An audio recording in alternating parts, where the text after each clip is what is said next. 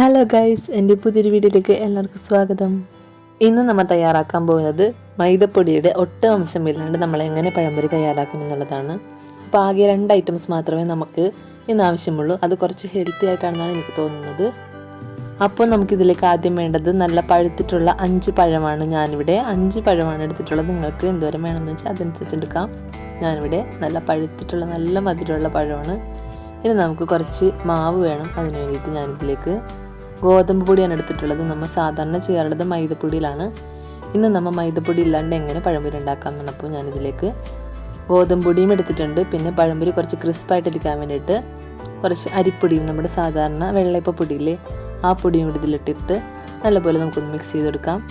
ഇനി നമുക്ക് നമ്മുടെ പഴംപൊരിക്ക് കുറച്ച് കളർ കിട്ടണമല്ലോ. സാധാരണ ആ ഒരു മഞ്ഞ കളർ കിട്ടാൻ വേണ്ടി നമുക്ക് കുറച്ച് മഞ്ഞൾപ്പൊടി ഇട്ട് കൊടുക്കാം.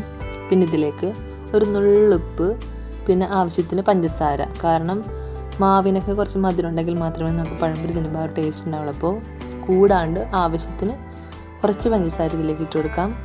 പിന്നെ ഞാൻ ഒരു നുള്ളുപ്പ് എടുത്തിട്ടുണ്ട്. ആ ഒരു മധുരമെല്ലാം ബാലൻസ് ചെയ്തിട്ട് നല്ലൊരു ടേസ്റ്റ് ഇടാൻ വേണ്ടിയിട്ട് ഒരു നുള്ളുപ്പ്. പിന്നെ അതെല്ലാം കൂടി നല്ലപോലെ മിക്സ് ചെയ്ത് കൊടുക്കാം. ഇനി നമുക്ക് ഈ പൊടികളിലേക്ക് കുറച്ച് വെള്ളം ഒഴിച്ചെടുത്ത് ആ ഒരു മാവ് പരുവത്തിലേക്ക് ആക്കി എടുക്കണം.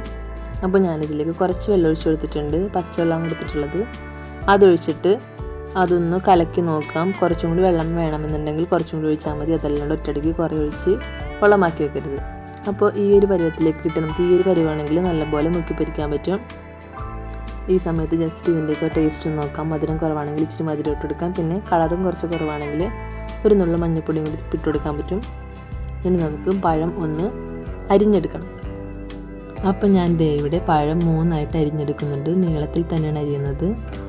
വേണമെങ്കിൽ നമുക്കിതൊന്ന് കട്ട് ചെയ്തിട്ട് പിന്നെ 3 ആക്കി അരിയും. അപ്പോൾ അത് ലെങ്ത്ത് കുറവായിരിക്കും. ഇപ്പോൾ ഞാൻ ഈ ഒരു സൈസിലാണ് പഴത്തെ 3 പീസാക്കി മാറ്റുന്നത്.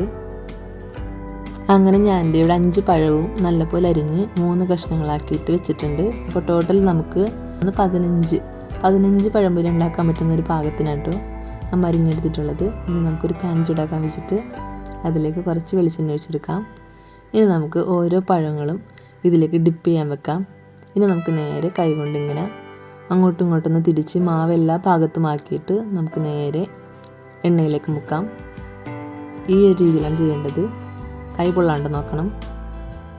നമുക്ക് വേണമെങ്കിൽ സ്പൂൺ വെച്ച് ഉപയോഗിക്കട്ടെ. ഇതേപോലെ മുക്കിയെടുത്തതിന് ശേഷം നമുക്ക് ഇതേപോലെ എണ്ണയിലോട്ടൊക്കെ കൈ മുക്കാനായിട്ട് പേടിയാണെങ്കിൽ സ്പൂൺ വെച്ച് ഉപയോഗിക്കാം. അങ്ങനെ ഞാനിവിടെ ഒറ്റ ട്രിപ്പിൽ 4 പഴംപൊരിയാണ് തയ്യാറാക്കുന്നത്. ആദ്യത്തെ സെറ്റ് നമ്മൾ തയ്യാറാക്കുമ്പോഴേക്കും ഫ്ലെയിം നല്ലപോലെ ഒന്ന് കൂട്ടി വെക്കുക. 2 മിനിറ്റിന് ശേഷം ഫ്ലെയിം കുറച്ചിട്ട് അതൊന്ന് മുരിഞ്ഞെടുക്കട്ടെ. കാരണം 2 മിനിറ്റ് നമ്മൾ ഫ്ലെയിം കൂട്ടി വെക്കണം. എന്താണെന്ന് കഴിഞ്ഞാൽ മാവ് പെട്ടെന്ന് തന്നെ സെറ്റ് ആകാൻ വേണ്ടിയിട്ടാണ്.